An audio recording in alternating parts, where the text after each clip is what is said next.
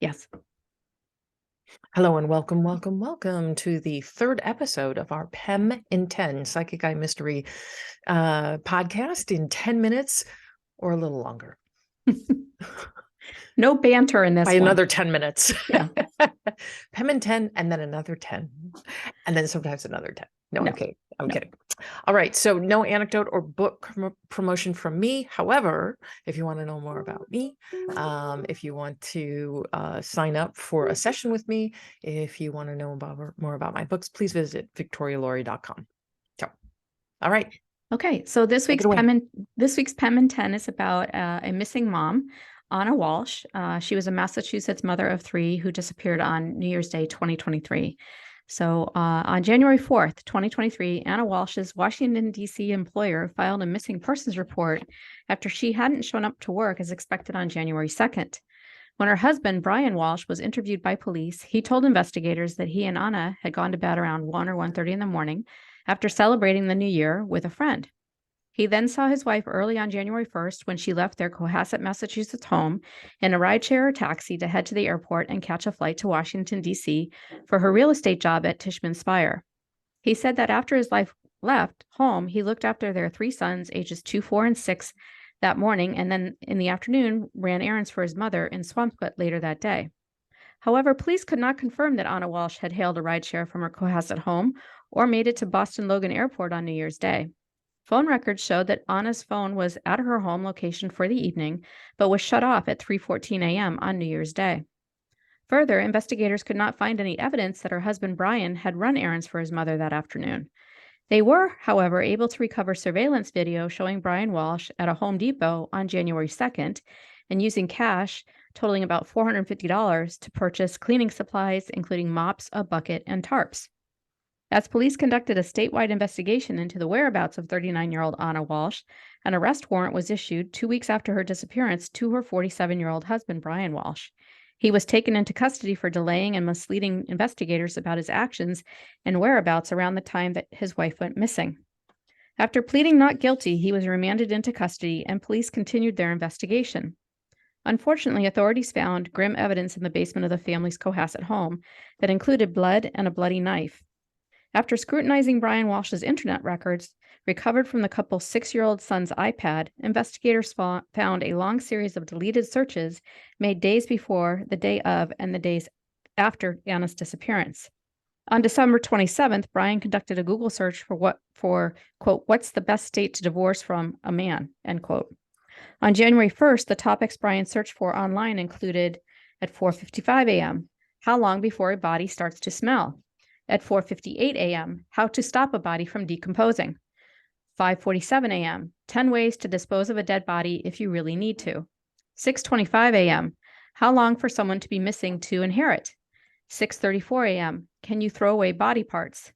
9:29 a.m., what does formaldehyde do? 9:34 a.m., how long does DNA last? 9:59 a.m., can identification be made on partial remains? 11:34 a.m., dismemberment and the best ways to dispose of a body. 11:44 a.m., how to clean blood from wooden floor. 11:56 a.m., luminol to detect blood. 1:08 p.m., what happens when you put body parts in ammonia? 1:21 p.m., is it better to put crime scene clothes away or wash them? On January 2nd, after returning home from Home Depot with cleaning supplies, he continued his macabre internet search. At 12:45 p.m., hacksaw, best tool to dismember. 1:10 p.m., can you be charged with murder without a body? 1:14 p.m., can you identify a body with broken teeth? Then the day before Ana was reported missing on January 3rd, Brian Walsh searched Google for, at 1:02 p.m., what happens to hair on a dead body? 1:13 p.m., what is the rate of decomposition of a body found in a plastic bag compared to on a surface in the woods? And at 1:20 p.m., can baking soda mask or make a body smell good? The 4-day gap between when Ana Walsh's phone was shut off in the early morning hours of New Year's Day and when she was reported missing gave her husband plenty of time to get rid of physical evidence.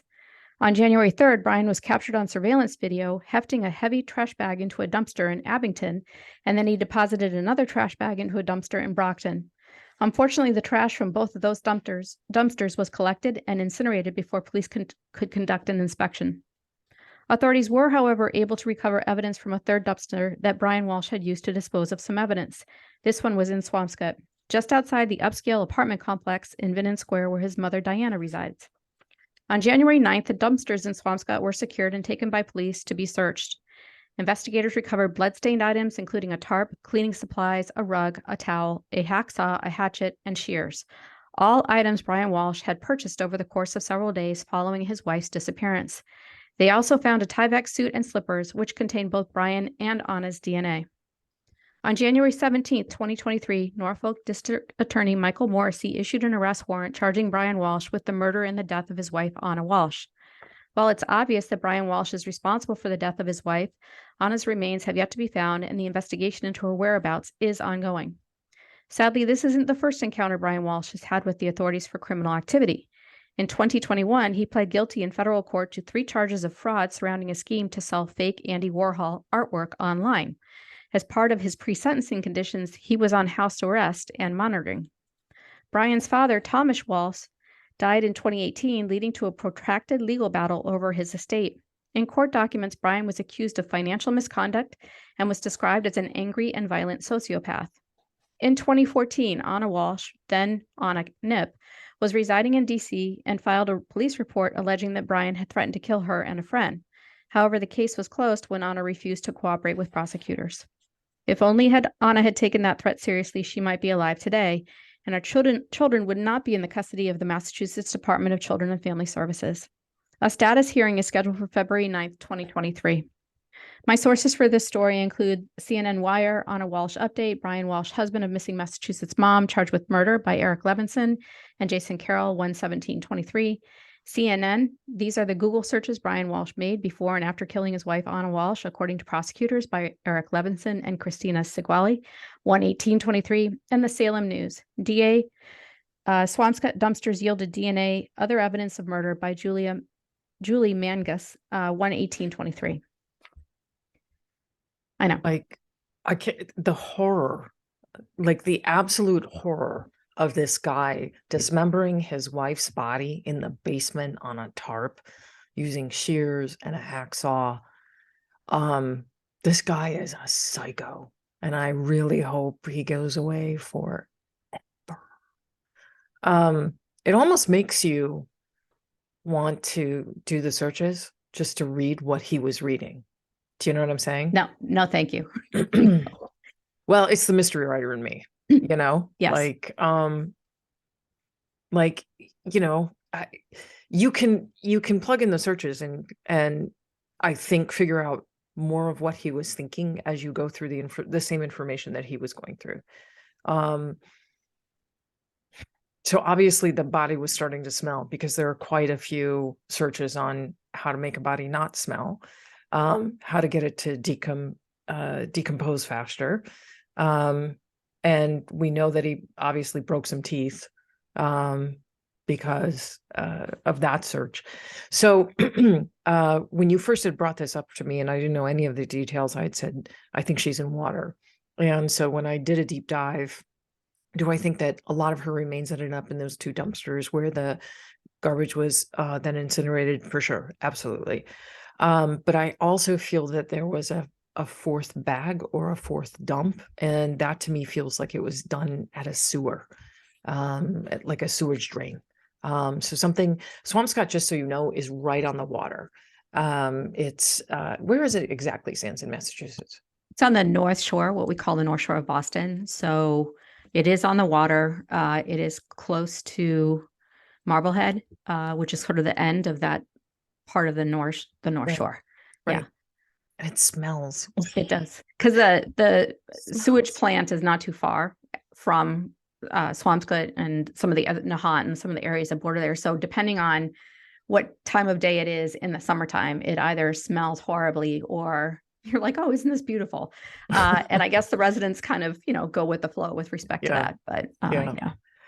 Sans and I visited Swampscott years ago, like a decade ago. And I just remember that, like, that's the one lingering thing was the smell. It's a beautiful place, but I could not live there because of the smell. It's nasty. It's like nasty. So it's interesting that he's interested in trying to make a body smell less, because if he's in Squamscott and he's trying to, well, then again, this was in December, late December, early January. Early I think, January. Yeah. yeah, early January. I think that her phone was shut off. I don't think, did they ever find her phone? No, I don't believe they did. I think they just knew, according to phone records, that her phone was shut off at Yeah, three I think her in the phone morning. wasn't turned off. I think it was smashed. Ah. I think that they got into an altercation when they got home. I had a friend who was, I have to be careful here because I had a really dear friend of mine. I loved her to pieces. I moved to Florida. She stayed here, had moved in with a boyfriend. They had a contentious relationship. She ended up at the bottom of the basement stairs with a brain injury that was unrecoverable from. Her neurosurgeon had said something to the effect that he'd never seen so much damage done from a fall down the stairs. And interestingly, the way that I found out that she had died was through a friend of mine who was a medium. And my friend kept offering me these clues that pointed to, I'll call her L, pointed to L. And it was about a week later that I discovered she'd actually died. So it was one of those kind of voices from the grave kind of thing. But I've always thought she was murdered. I've always thought she was murdered. And I know her family thinks that too. And her ex's boyfriend is walking around free as a bird. I hated him the first moment I met him. So when I was reading this, she came immediately to my mind. So I think that they got into an altercation. I think that he got very physical with her, and which is, I think, why he went to such lengths to try and dismember the body and get rid of it, because he killed her, obviously, and there was a lot of damage done, I feel, to her body. So I don't know if he shoved her down the stairs the same way my dear friend was. I don't know what the circumstances were, but I have a feeling she was trying to get help and the phone got smashed, and he killed her. So, this guy will end up in jail for the rest of his life because it's just so obvious that he murdered her. And yes, it's circumstantial, which doesn't necessarily mean that he won't be convicted of murder. It could be murder in the second degree if you don't have a body, right? So I feel bad for her children. Like, again, this is a mother who is ripped from the family. And I don't know how you come to terms when you grow up from this, how you come to terms with the fact that your father murdered your mother. Like, because you don't have your mom, right? You've only got your dad to kind of sit there and go, "Oh, I didn't do it," or whatever he's going to say. It's a very complicated, I think, situation to be in, a very complicated and terrible place to be in. So 2, 4, and 6, the kids, and so they're what, 3, 5, and 7 now? No, this just happened last Yeah, month. I know. So they're it just happened. Okay, so 2, 4, and 6. They're still 2, 4, and 6. I was thinking it was a year ago. No, it just happened. Yeah. So that you don't think that they'll find any more evidence of her then? That's it. Yeah, I really don't. I don't think that I kept getting the feeling like he shoved certain body parts, the last of the body parts. I feel like he shoved them into like a sewage drainage kind of thing. And they were, taken out to sea. It's kind of my feeling. I think he was getting nervous at how much he was dumping in dumpsters. Makes sense. Mm-hmm. So, and he'll never admit to it. Nope. So I do hope he gets convicted on second degree murder. And I can see how he wouldn't, especially with that history, that search history, and the bloody knife and the bloody clothes and the DNA and everything else. Yeah, I don't know how he gets out of it. So luckily. Yeah. Luckily. And to be doing this search on his 6-year-old's iPad. Yeah. Oh, I think he was Ugh. trying to hide the fact that he was acting. Of course he was. I know, Like, it's like a just so moron. gross. It's Yeah. just so, the whole thing is just hideous. He's just a hideous fucking human being. So Well, what I can't fathom is she's in the basement and he's doing whatever he's doing, and the kids are home. It's not like school's in session, right?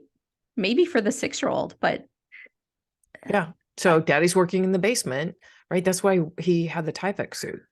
So he could put that over himself and you know, dealing with a dead body, there's a lot of fluid.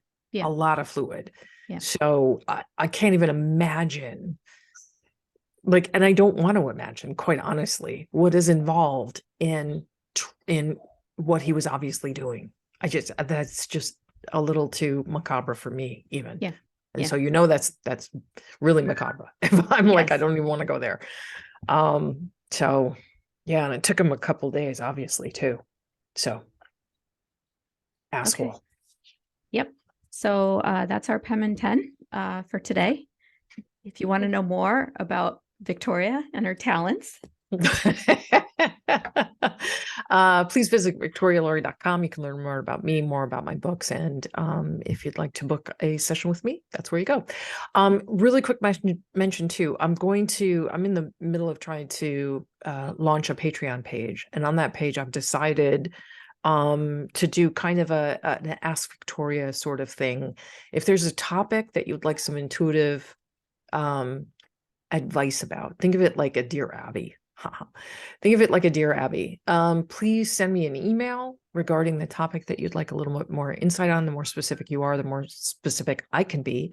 Please make sure that whatever you write is appropriate for a public setting, and that you're comfortable having it posted in a public setting.